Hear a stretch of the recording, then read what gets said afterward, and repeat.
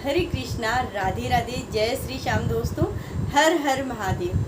सावन के महीने में बाबा भोलेनाथ, माता पार्वती जी की असीम कृपा प्राप्त करने के लिए हम गृहस्थ लोग किस प्रकार से पूजा पाठ अर्चना आराधना करें जिससे बाबा भोलेनाथ, माता पार्वती जी प्रसन्न हों और हमारे सभी दुखों का नाश करें, हमारे सुख सौभाग्य की वृद्धि करें, धन धान्य की वृद्धि करें, अपनी असीम कृपा हम सब पर बनाए रखें। कौन सी ऐसी विशेष बातें हैं जिनका हमें ध्यान रखना चाहिए जब भी हम बाबा भोलेनाथ और माता पार्वती जी की पूजा पाठ अर्चना आराधना करते हैं। वीडियो में एंड तक बने रहिए। वीडियो पसंद आए तो लाइक शेयर जरूर करिए। चलिए देर न करते हुए आगे बढ़ते हैं। सबसे पहले बात कर लेते हैं सावन के महीने में हमें किस तरह से पूजा पाठ अपनी करनी चाहिए। देखिए, हम गृहस्थ लोग हैं तो हमारे पास बहुत ज़्यादा टाइम नहीं होता है। सुबह में बच्चे स्कूल जाते हैं, हस्बैंड ऑफिस जाते हैं, तो इतना समय हम लोगों को नहीं मिल पाता है। तो हम किस प्रकार से पूजा करें जिससे पूजा का पूर्ण फल हम सभी को प्राप्त हो सके, हमारे पति और बच्चों को, हमारे परिवार को प्राप्त हो सके। हम सुबह मॉर्निंग में ब्रह्म मुहूर्त में उठेंगे। सबसे पहला कार्य हमारे सनातन धर्म में यही है कि सुबह ब्रह्म मुहूर्त में उठ के ही पूजा पाठ अर्चना करनी चाहिए जिससे उसका पूर्ण फल हम सभी को प्राप्त हो सके। सुबह आप ब्रह्म मुहूर्त में उठिए, उठ के स्नान वगैरह करके साफ सुथरे वस्त्र धारण कर लीजिए। अब बात आती है पूजन विधि की। बाबा भोलेनाथ जी की पूजा पाठ अर्चना आप चाहें तो अपने घर के मंदिर में, अगर आपने शिवलिंग विराजमान किया है तो आप अपने घर के मंदिर में कर सकते हैं, या फिर आपके घर के आसपास शिवालय है वहाँ पर जाकर आप बाबा भोलेनाथ, माता पार्वती जी की पूजा पाठ कर सकते हैं। या फिर आप किसी गमले में, जो भी घर में आपके गमला है, उसमें पार्थिव शिवलिंग बनाकर और उनकी डेली पूजा पाठ अर्चना आराधना आप कर सकते हैं। बस जब आप घर में करेंगे तो आपको इस बात का विशेष ध्यान रखना है कि जब भी हम शिव जी की और माता पार्वती जी की पूजा पाठ करेंगे उस समय हमारा मुख पूर्व की ओर या फिर उत्तर की ओर होना चाहिए। दिशा का विशेष ध्यान रखना है। और जब भी हम पूजन करेंगे उसके पहले हमें थोड़ा सा जल और अक्षत वगैरह हाथ में लेके संकल्प करना चाहिए। बाबा भोलेनाथ, माता पार्वती जी से प्रार्थना करनी चाहिए कि जो भी हम पूजा पाठ कर रहे हैं उसका पूर्ण फल मुझे और मेरे परिवार को प्राप्त हो। अब बात आती है हम पूजन किस प्रकार करें, पूजन विधि क्या है। रोज़ाना जो हम पूरे सावन भर कर सकते हैं, एक ही नियम जो हम पूरे सावन भर फॉलो कर सकते हैं, तो वो बहुत ही सरल और आसान विधि आप सभी के साथ शेयर कर रही हूँ। आपको करना क्या है, जब भी आप शिवालय जा रहे हैं अगर, तो आपको पंचामृत बनाकर ले जाना है। आपको डेली, तो देखिए हर चीज़ के अभिषेक के अलग अलग फल हैं। गन्ने के रस से भी अभिषेक करते हैं, शहद से किया जाता है, दही से किया जाता है, दूध से, शक्कर से, बहुत सारी चीज़ों से शिव जी का जल जो है अभिषेक करते हैं। लेकिन हम डेली रूटीन में इस तरह से करने में थोड़ा सा प्रॉब्लम हो सकती है हम गृहस्थ लोगों को, तो हम लोग उस फल को कैसे प्राप्त कर सकते हैं। तो उसके लिए आपको पंचामृत बना लेना है घर में ही। शहद, दूध, दही, जल और शक्कर मिलाकर आपको पंचामृत तैयार कर लेना है। और अगर आप शिवालय जा रहे हैं तो वहाँ पर पंचामृत ले जाइए, साथ में एक लोटे में जल अलग ले जाइए और पंचामृत अलग ले जाइए। जब भी हम शिव जी को स्नान करवाते हैं तो सबसे पहले गंगा जल से स्नान करवाएंगे। उसके बाद बेलपत्र आप शिव जी के पूजन में अवश्य रखिए। बेलपत्र हमारे बाबा भोलेनाथ, माता पार्वती जी को अत्यधिक प्रिय हैं, तो इसलिए बेलपत्र साथ में होने चाहिए। आप शिवलिंग के ऊपर पहले जल चढ़ाएंगे, उसके बाद बेलपत्र, जो सीधा चिकना हिस्सा होता है, उसको आप शिवलिंग के ऊपर करेंगे और जो खुरदरा हिस्सा होता है बेलपत्र का वो ऊपर की साइड होना चाहिए। तो इस तरह से आपको बेलपत्र बाबा भोलेनाथ जी को समर्पित करना है। उसके बाद में आपको पंचामृत से स्नान करवाना है। तो आप जब हम डेली पूरे सावन में पंचामृत स्नान करवाएंगे तो आप इस तरह से करवा सकते हैं। पंचामृत बना लीजिए, सारी सामग्री आप मिक्स करके पंचामृत बनाकर और उससे अभिषेक कर सकते हैं, क्योंकि शिवालय में डेली में तो इतना सामान एक साथ ले जाना थोड़ा सा मुश्किल हो जाता है, इसलिए आप पंचामृत बना के ले जाइए, उससे स्नान करवा दीजिए। अगर आप पंचामृत भी नहीं बना सकते हैं डेली, तो फिर ऐसी स्थिति में हम क्या करें? ऐसी स्थिति में आप कच्चे दूध से बाबा भोलेनाथ जी का अभिषेक कर सकते हैं।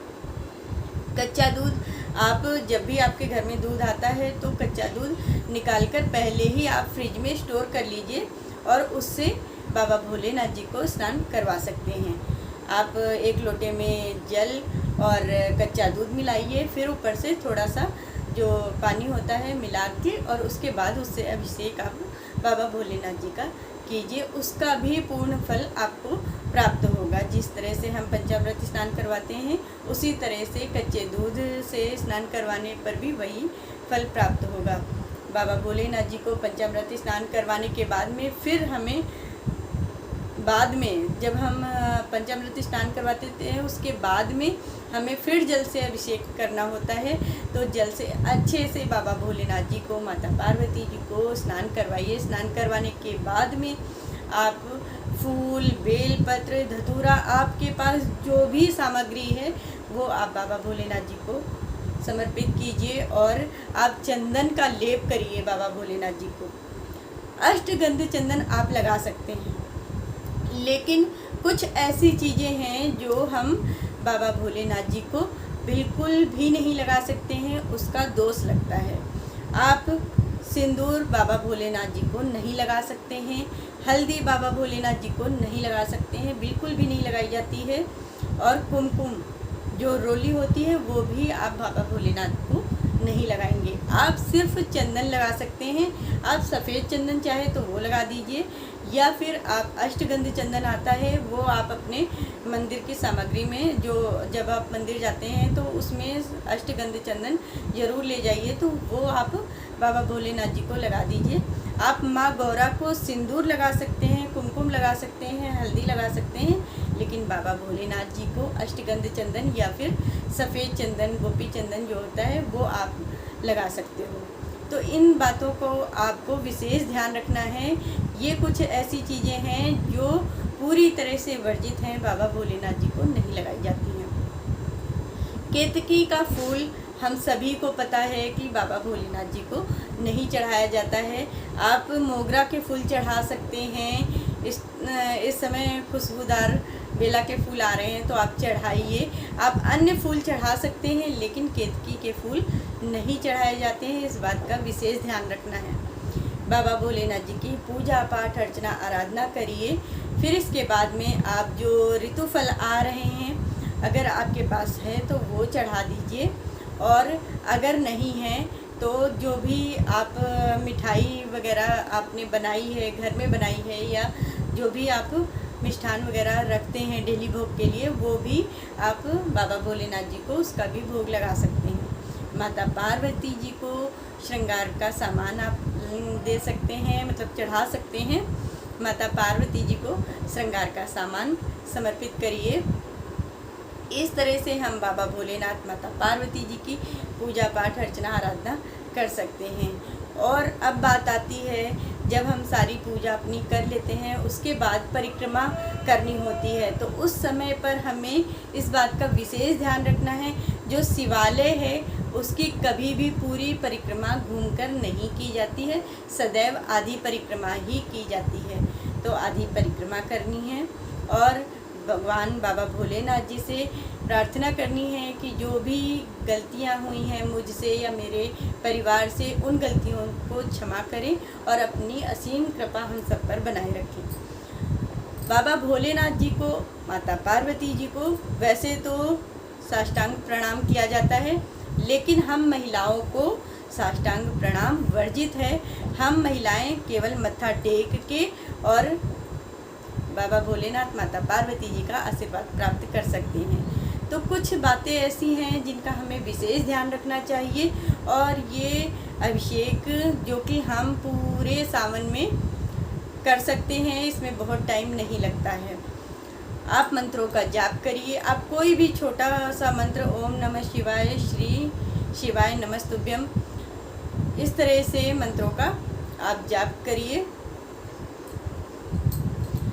आप जाप करने के बाद में बाबा भोलेनाथ माता पार्वती जी की आरती ज़रूर करिए। आरती वगैरह करके और फिर क्षमा याचना कीजिए। तो बाबा भोलेनाथ जी हमारी जो भी गलतियां होंगी उन्हें क्षमा करेंगे और अपनी असीम कृपा हम सब पर ज़रूर बरसाएंगे।